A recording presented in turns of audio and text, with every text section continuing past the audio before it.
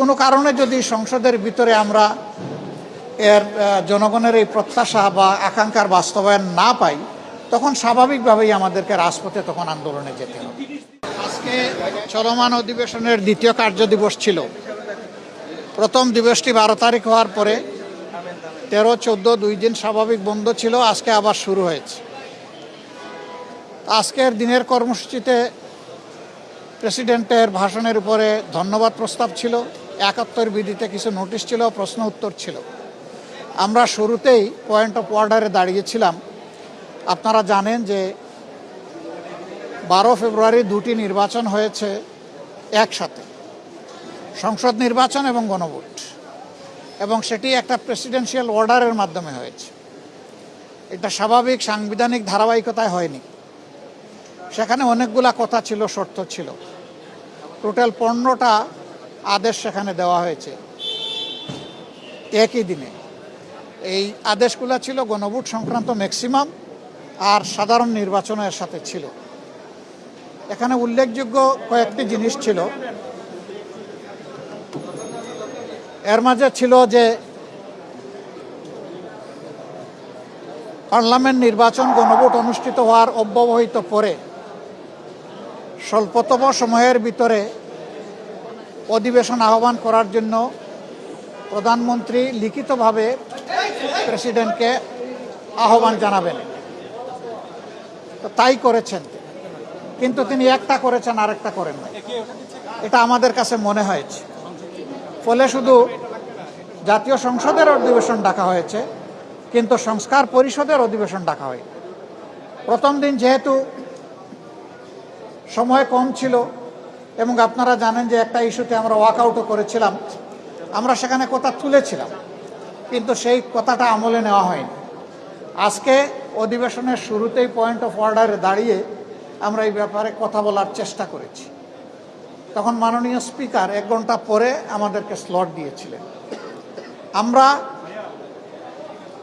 13 November গত বছর জারি করা এই আদেশ আমরা পুরাটাই সেখানে পড়ে শুনিয়েছি, এবং আমরা বলেছি যে আজকে শেষ দিন, পঞ্জিকা দিবস, এর সমাধান আমরা চাই। আমরা শপথ নিয়েছি, আমাদের শপথের কি হবে?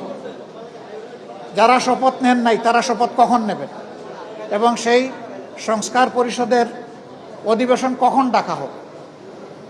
গণভোটকে আদৌ মান্য করা হবে কিনা? 70% জনগণ সংস্কারের পক্ষে গণভোটে রায় দিয়েছে। সেই গণভোটের শেষ অবস্থানটা কি হবে? এই সমস্ত বিষয় পয়েন্ট অফ অর্ডারে দাঁড়িয়ে বলার পরে মাননীয় স্পিকার বলেছেন যে এই ব্যাপারে আপনারা সুনির্দিষ্ট নোটিশ দিলে আমরা বিষয়টা বিবেচনায় নিয়ে আলোচনা করব। আমরা এখন নোটিশ প্রদান করব। আমরা নোটিশ করে সংসদের ভিতরেই এর সমাধান আমরা করতে চাই, কিন্তু কোনো কারণে যদি সংসদের ভিতরে আমরা এর জনগণের এই প্রত্যাশা বা আকাঙ্ক্ষার বাস্তবায়ন না পাই, তখন স্বাভাবিকভাবেই আমাদেরকে রাজপথে তখন আন্দোলনে যেতে হবে। কিন্তু আমরা ওইটা চাই নাই। আজকে যেহেতু আমরা বিষয়টা উত্থাপন করেছি, মাননীয় স্পিকার যেহেতু এটা বিবেচনায় নিয়েছেন, নোটিশ দিতে বলেছেন, সেই ধারাবাহিকতা এখন এটা চলতে পারে, এটা আমরা মনে করি। কথা বলেছেন যে যেহেতু একটা আদালতের বিষয়, আদালতে আছে, আদালত মীমাংসা হবার পর সংসদে আসবে।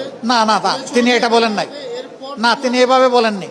তিনি বলেছেন এই ব্যাপারে শুনেছি আদালতেও আশ্রয় নেওয়া হয়েছে, আমি সঠিক জানি না সেইটা কি হবে না হবে। তিনি এই ব্যাপারে ক্লিয়ার কিছু বলেন। আমি কার্য উপদেষ্টা কমিটির বৈঠকে বিষয়টি নিয়ে আলোচনা করার কথা বলা হয়েছে, আহ্বান জানিয়েছেন আপনাকে। আমরা এটা কার্য উপদেষ্টা কমিটির বৈঠকের সাবজেক্ট মনে করি না। আমরা মনে করি হাউজেরই এটা সাবজেক্ট, এই হাউজে এটা সমাধান হোক, তারপরে যদি ওখানে কথা উঠে ওনারা উঠান, আমরা দেখবো যে আমি সেটা হচ্ছে তো ওনারা বলছেন সংবিধানে, বর্তমান আপনারা যেটা বলছেন এটা সংবিধানে নেই। তারা বলছেন তারা এটা উড়িয়ে দিচ্ছেন না, যে তারা এটা মানবেন না, আগে তারা এটাকে সংবিধানে যোগ করে পরে এটা নিয়ে তারা আলোচনা করতে। আচ্ছা দেখেন, সংবিধানে কি 2026 সালে কোনো ভোট ছিল?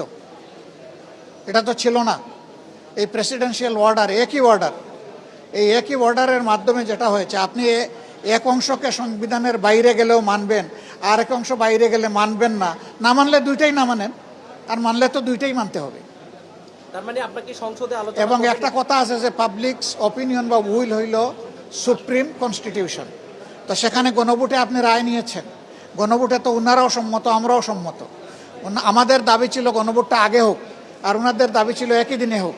ওনাদের দাবি বাস্তব।